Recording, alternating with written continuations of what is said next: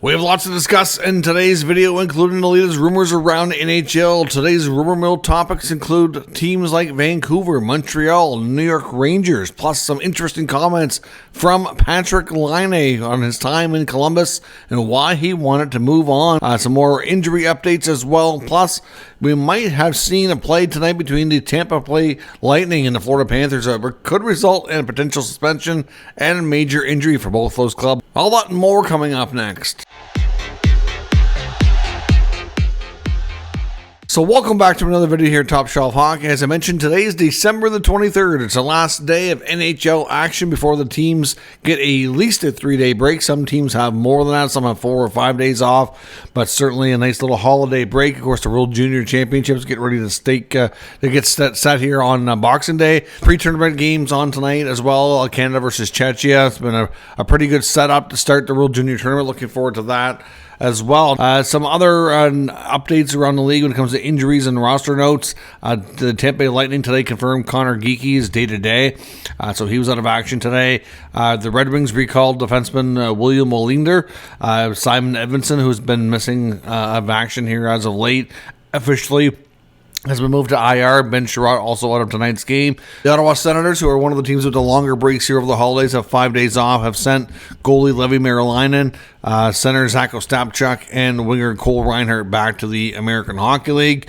At least a couple of them will probably be recalled when they go back to playing on the 28th. Of course, lots of uncertainty right now on the goaltending. It's believed that by the time the holiday break is over, that Matt Sogard will be available in case they need a goalie, who's typically their number 3. We don't know the status of Anton Forsberg.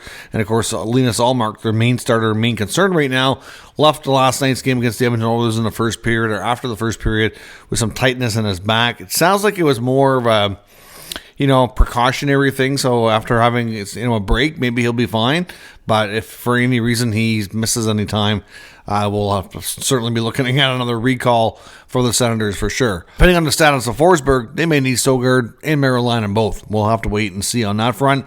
In the Seattle Kraken today returned Ben Myers and Gustav Olofsson, both back to their American Hockey League affiliate. In Vancouver tonight, Quinn Hughes, team captain and by far the team's most consistent player this year, is a game time decision. Apparently something's popped up here recently with an injury that he's been battling, and it's not known yet if he'll be able to play in tonight's action. That game in Vancouver features the San Jose Sharks. It'll be first overall pick from last year's draft, Macklin Celebrini, playing in its hometown for the first time. That is the Amazon Prime Monday night game of the night as well. So if you're looking for that game, it'll be available there on Amazon. So a big night for the Celebrini clan as well. He'll have tons of family and friends here in attendance for that game. And as I mentioned, an incident just happened a short time right before I started to record this video between the Lightning and the Panthers that could have implications for both sides here. There was a knee-on-knee collision involving Lightning superstar Nikita Kucherov and Panther superstar Matthew Tkachuk. Kucherov was given a 5-minute major in a game misconduct, and Tkachuk needed help off the ice, went straight down the tunnel to the dressing room. Looked like it could be bad, but sometimes those injuries can be difficult to assess immediately. It's hard to say, right? Sometimes things hurt, they settle down, they're not as serious. Sometimes they're really bad. It's unknown. It could have major implications. Now, the fact that Kucherov was kicked out of the game, maybe there's no further discipline, but I do wonder if player safety will look at it any further. And of course, like I said, from Florida's perspective, could Matthew Tkachuk be out, for any length of time, with the Four Nation Face-Off tournament not too far away now? Every time there's a big injury, you're kind of wondering, is it going to be long enough that he would miss time there too? So curious to see how that will all go down, but certainly a major incident there that we need to at least keep our eye on and monitor that situation. Signing today with the Edmonton Oilers. Christmas present came early for one of their prospects, Connor Clattenburg, who was a 2024 fourth-round pick. He's currently the captain of the OHL's Flint Firebirds. Gets his 3-year entry-level contract on the books officially here with the Edmonton Oilers. Now, as I mentioned, we're going to get into some of the rumors about some potential trades that could happen after the break, but some other things that happened today, which will also kind of spur things on. Let's start first with the Patrik Laine comments. And of course, we know Laine in the offseason had made it known that he wanted to get a fresh start out of Columbus. Of course, this would be as we knew was going to end up getting moved likely and end up going to Montreal, his third team. Certainly a different set of circumstances when he left Winnipeg traded for Pierre-Luc Dubois. Things didn't really work out for either player in the new home. I think to be honest, I think Dubois played fine for Winnipeg, but didn't want to stay and didn't want to sign long term. So for either team, it didn't really work out on a longer term basis that way. But Laine was only in Columbus for a few years, but never really had a ton of success. He missed a lot of time with injury, and of course entered the player assistance program, which is where he was at for right before he basically ended up getting moved. He took a while to be released from that after going through the program and checking all the boxes he had to get clearance to go back to playing action. But of course tonight was his first game against his former club in Columbus, and he made some interesting comments about his time with the Jackets. He said that essentially, here's part of the quote. I'll maybe have to summarize a little bit, but essentially I'll try to get this as close as I can. Said essentially he wanted trade because he was tired of losing and giving up when it's December. Frustrating as a player when you're trying to win, and some people are not that way. They're a little bit too satisfied and too comfortable where they're at. It wasn't a fit for me anymore. So kind of making it sound that, obviously the organization hadn't had a lot of success while he was there. That's no secret. The losing was taking its toll on him, probably, more mentally than physically. For some people, that is a struggle. There's no doubt. But also calling out the franchise, saying that for a team that's been losing and hasn't had the success, that they're too comfortable and too satisfied with where they're at. Those are some pretty harsh words, in my opinion. So clearly, that's not, kind words for his former club. So certainly I know I caught a bit of the first period before I started to record this video of the Montreal Columbus game. The fans were definitely booing them. The Boo Birds were definitely out a little bit here for sure. But yeah, some very interesting stuff there. Now I know Laine's been red hot on the power play, but I have to note here, it was 2-0 Columbus. Montreal did not look good. And if I'm Marty St. Louis, I need to find better line mates for Laine. I think if Laine wants a Christmas present, he can't score all his goals on the power play. Like if you look at his goal, like the plus, and I know plus minus isn't a great stat, but his plus minus is horrible. And considering that he's scoring close to a goal per game clip, you would think his plus minus would at least be decent. So his 5-on-5 play has not been productive. Defensively or offensively, and he's playing a lot with Kirby Dach and Alex Newhook, and to be honest, both those guys are struggling. Dach hasn't been great. Newhook hasn't had an assist, I don't think, forever. I don't think he has one this year, or he might have one or two. Like, it's, just not a good trio, in my opinion. I think they need to figure out a way and for the lineup here to find to get more out of Laine, because really, look at what he's scorching them on the power play. He exactly where he's setting up. You know what's coming, and you can't stop it.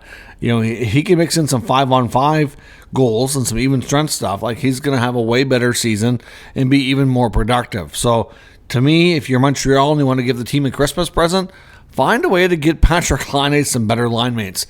And yes, part of that is going to be moving him away from Dach and Newhook. I don't know that Dach has a long-term future in Montreal, to be honest. I honestly do seriously wonder if he might have to be a player Montreal considers moving on from. I know it's tough because they gave up a good, a good player and to get him. But you don't want to sell low, but I don't know. Dach's just not working out, in my opinion, at all. Now, those were the comments from Montreal for Patrick Laine. The other forward that we have some comments from, this kind of links more to trades, is Jake Evans. Now, Jake Evans, of course, been with the Canadiens his entire career, was a draft pick of theirs who drafted and developed and worked his way up to the big club. For the most part, has been a bottom six center for them.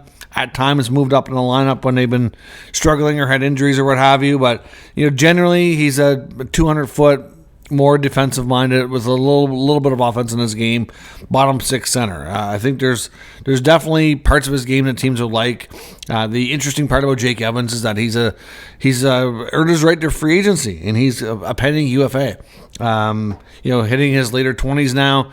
Contract's up in Montreal. He's been asked by Montreal reporters just in the last day or so about the contract status, and he said, it's been crickets. There's absolutely no talks. So it makes everybody kind of wonder, the Habs, if they were this late in the season and they haven't had any conversations, maybe they're leaning more towards trade. I mean, I do believe that there's lots of teams that will have interest in this player. I think the return could be decent. I'm not sure how lucrative it'll be. I don't think it's going to be that crazy. Some people think they can get a first-round pick for David Savard, but, he's a right-shot defenseman, which comes at a premium. He's a shot-blocking, defensive-minded guy, which is a little bit more, harder to find as well. So I think the return on a guy like Savard will be more. But I guess if you're looking at the roster in Montreal, they do have to figure out a way I expect next year's team to be a fair bit different. Some of these guys that are veterans are definitely going to be on the move. I think we can say with certainty 100% that Dvorak and Armia are not back. I don't know if they can trade them or not. They'd like to, but if there's no value, no market, contracts will expire and they won't be back. So they're gone for sure. You still got guys like Anderson and Gallagher. They can probably stick around. You don't have to move everybody out for sure. Then you have a guy like Evans, but a lot of people think a guy like Evans is replaceable with a guy like either Kapanen or Beck. Obviously it seems like they're trending towards trading Evans based on the fact that no contracts being discussed at all. But again, we'll see. That comes right from the players, so we know it's legit. And that's just the opinion formed by a lot of reporters based on those comments. Now, another thing that happened today, which is triggering some rumors and kind of opinions and talk and trade a little bit, is the fact that the New York Rangers actually made veteran forward Chris Kreider a healthy scratch. They got themselves absolutely embarrassed today against the Devils. 5-0 loss. Just not good enough at all. So they scratched Kreider. They've moved Kakko. They moved Trouba. And they're still no better. They're still losing just as bad or worse, right?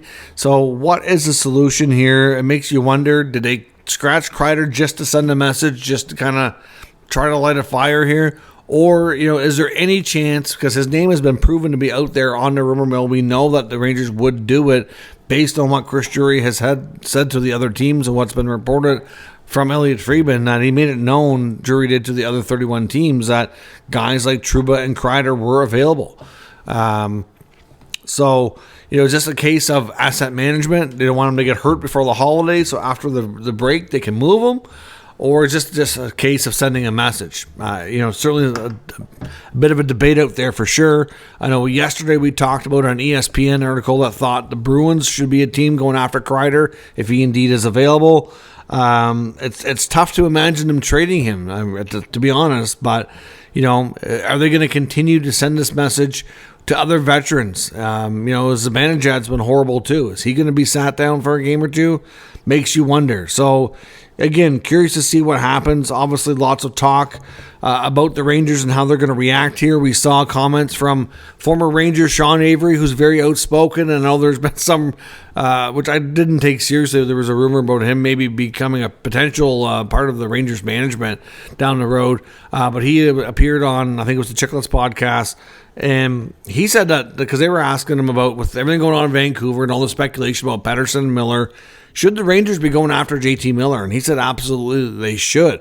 He said JT Miller, when he was a Ranger before, made a heck of an impression, was very well received. He said he's not really sure why they moved him in the first place, not really sure what happened, but it wasn't a case of the organization absolutely hating him or anything. Like that the kind of bulldog player that he is exactly what they need. Somebody to come in and kind of grab the team and drag it into the fight type of thing. They seem to be missing that emotion right now. Whether or not you got to give up Keandre Miller, Braden Schneider, a combination of one of those young D with a first round pick or something else. It's hard to say. Do you consider moving another piece? They had, unfortunately, some of their veteran guys like Zibanejad and Kreider, and then you've got Panarin. They've all got some kind of protection, so moving them is not easy, especially Mika, who's got a full no move clause. So again, this is really tough to say how this is going to play out. Like I said, if you're Sean Avery, and I know he's just an ex-player opinion who seems to be obviously be very much pro Ranger here, but he seems to think they absolutely should go after JT Miller. Now, I noticed on the 32 Thoughts podcast today, Elliotte Friedman gave himself a suspension from talking about the Canucks. Apparently, the Canucks media, according to the players, according to Miller and Pettersson, have been talking about this way too much and have this overblown. But yet, like I said, Rick Tocchet talked about it, the head coach, didn't deny that there was a problem. Quinn Hughes talked about it, didn't deny there was a problem, but yet Pettersson and Miller won't acknowledge it themselves. To me, it just seems like a really weird, really dysfunctional set of circumstances. Some people are saying, Rick Dollywall in his show was saying that he talked to some other league sources or from other teams, and they're telling him that this whole Canuck drama is a talk around the entire NHL, and everybody's watching this closely to see if it gets to a point that they got to make a move. That's not good, right? So obviously, you get Kreider healthy scratch. Is he going to be moved? Like, what's going on there? Could they be going after trying to bring back JT Miller? There was lots of talk before that the Rangers wanted Miller and that they were trying to pry him out of Vancouver. Everything that we've seen out of Vancouver indicates they don't want that to happen. They want Miller and Pettersson to both be Canucks, and they want this to resolve itself and move forward. But the question is can that happen? It just seems like it's such a distraction at this point. It's taking its toll, according to everybody, not just on the players, but on management, on the coach. You got to wonder, is Rick Tocchet kind of calling this out more publicly? Because if he thinks maybe it'll help resolve it, I don't know. But it seems to be having a major, major effect on that team. And other teams are going to try to take advantage of it if they think they can benefit from it. And clearly the Rangers are a team that needs something to give here. They need some kind of jolt. They're starting to really work their way out of a playoff spot. As going into today's action, they were 5 points behind Ottawa for the final playoff spot, and now they lost. So not only are they still 5 points out, but they are also have played more games now too. So they're just getting further and further behind. Whereas, teams that are going to pick up points tonight between Pittsburgh's playing Philly, the Islanders are playing. Some of these teams could get more points. It could be even worse for the Rangers to have that many more teams to kind of leapfrog over. It's not getting easier. It's getting worse by the day in New York. Is JT Miller the solution? I don't know. Can one guy really change that team that drastically, or is it soon going to be too late and it's going to be a lost season in New York? It's not far off from that now. And you got to wonder how close we are to seeing that. Let me know what you think down in the comments. We'll discuss further. Of course, like I said before, tomorrow is Christmas Eve, followed by Christmas Day and Boxing Day. There will be content on the channel. It may not all be NHL news per se. They're probably going to do a video around the 2025 NHL draft. There will be some stuff in the World Juniors, and I guess we'll talk about whatever NHL news there is to talk about. So certainly stay tuned. Lots of content coming up here over the holidays. Thanks for watching, and I'll catch you next time.